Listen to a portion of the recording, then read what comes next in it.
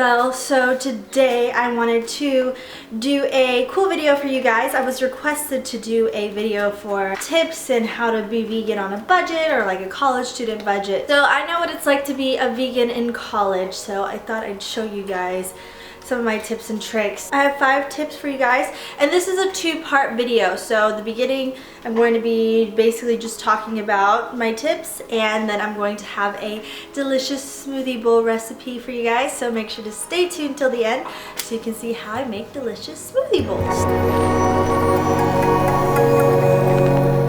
My first tip for saving money as a vegan is frozen fruit is your best friend. Now this is a huge bag of frozen berries. This is from Target, and you can basically get these for about 10 bucks, and a lot of times they're on sale. And these last me anywhere between a week to 2 weeks. It just depends on how often I'm doing it. But if I use this for a smoothie for myself in the morning, this can pretty much last me a week if I make a smoothie every day using this. So this is literally the best thing ever, and I'm going to be using it today in my smoothie bowl recipe. So buy as much frozen fruit as you can. Frozen fruit is your best friend, especially in the winter months when we don't get fresh fruit as easily. And if you don't have frozen fruit readily available, or you just have a bunch of fresh fruit lying around and you don't want it to go bad, because we all know that fresh fruit goes bad pretty quickly. So what you want to do is get your fresh fruit and turn it into frozen fruit. So bananas are great for this because you can literally make any kind of thick, creamy smoothie, or ice cream, banana ice cream with frozen with frozen bananas. So what I like to do is just peel them, chop them up, and put them in a container, and then store them in my freezer, and they literally last forever. So take advantage of frozen fruit. You can never have too much fruit. Even if you have to thaw out your fruit and eat it that way, if you don't like frozen or eating smoothies all the time, then go ahead and eat it. You can thaw out these berries and put them on salads, and they taste just as good. So just take advantage of frozen fruit. Frozen fruit is available pretty much everywhere. Tastes great, and it's really a lot cheaper if you think about it. So stock up on your frozen fruit and you'll be good. Second tip I have is potatoes. So you can make sweet potatoes like I have here, or you can buy these big sack potatoes. Now these are just, I believe these are new potatoes, or these are red potatoes, and funny enough, it tells you these are crawfish boil pack.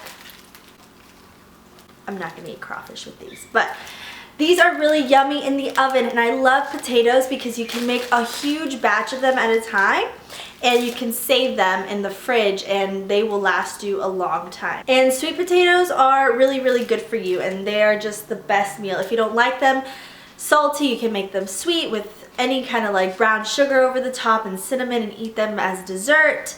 These are literally so versatile. I really love to make sweet potato fries in the oven. I don't fry them up, but I do cut them in slivers and put them in with salt and pepper and maybe some garlic or rosemary, and I put them in the oven and I let them bake without oil, and they're just the crunchiest, best potatoes ever. And I really love these. These usually I eat them with a salad for lunch, for dinner, or just by themselves with ketchup, and they're literally, if you eat a whole bag of these for a meal, that's totally okay.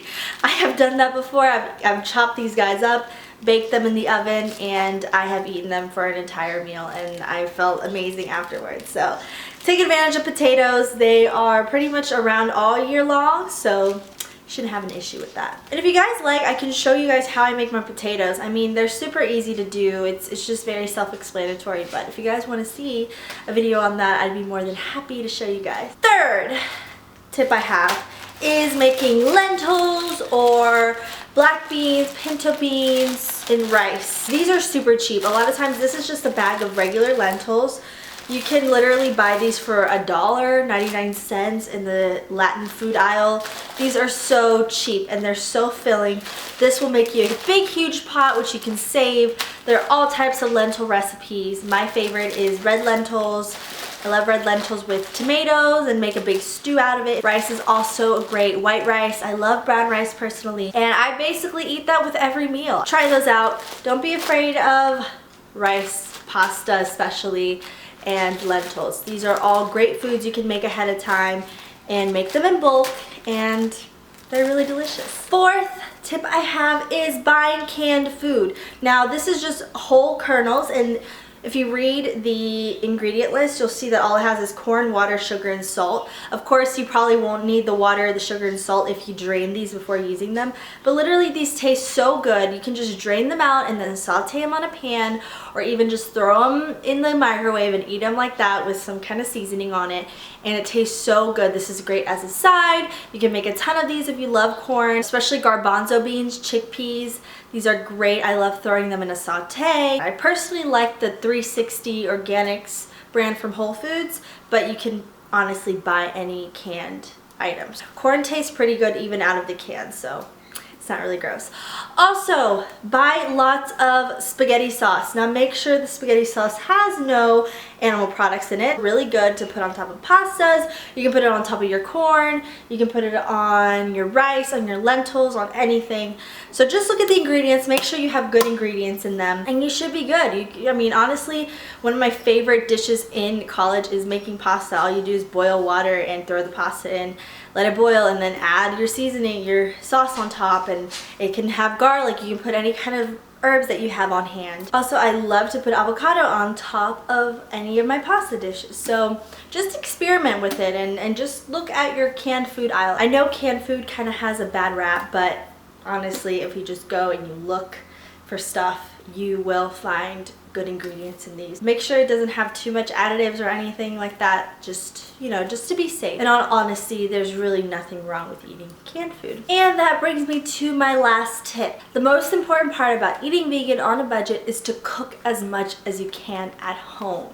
I know it's so tempting. Sometimes you find a lot of items on menus or restaurants that are vegan, and you are super prone to going and eating there. But I think that being vegan is actually very, very doable and actually very, very smart to do, because first of all, vegan food is not as expensive as buying meat. If you just get your basic fruits and vegetables, you will be spending a lot less versus if you decide to go eat out at a restaurant, or even just like a normal restaurant. Doesn't even have to be expensive. It's still an extra cost, another $30 at a restaurant, where you could have spent those $30 getting really, really good food and fresh food at a supermarket. Look into that. So yeah, let's get on with the smoothie bowl.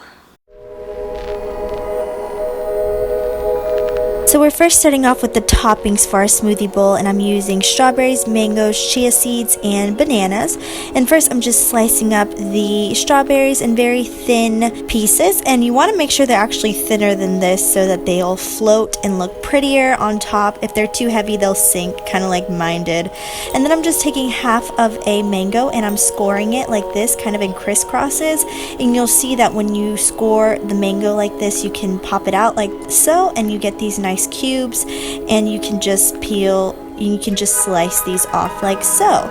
So after you've got them all, you can cut them up into smaller pieces like I'm doing, and then going on and slicing the banana very thinly. And then you get these nice gorgeous toppings, and you can choose any toppings you like. These are just the fruits I have on hand. Now taking these medjool dates that I actually soaked in water to soften them up, and I'm taking about 3 of these.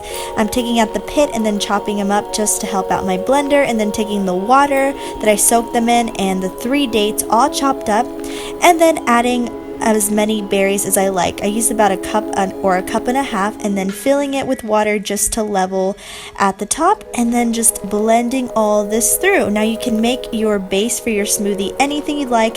I just like to use frozen berries because they're cheap and they're easy, and I just go ahead and start plating this up. So I poured in the smoothie, and I'm just adding all my toppings however I like, and then the chia seeds at the end, and you end up with this amazingness. Time to dig in. I don't really know how to eat this standing up, but you know, oh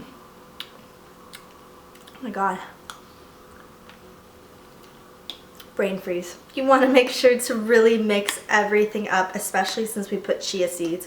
Chia seeds are really good when they get gloopy. That's when they really, really make an effect. So this is how a smoothie bowl looks when you eat it. So thank you guys so much for watching. I hope this video was helpful. If it was, please give me a big old thumbs up, and I will see you guys in my next video. Bye.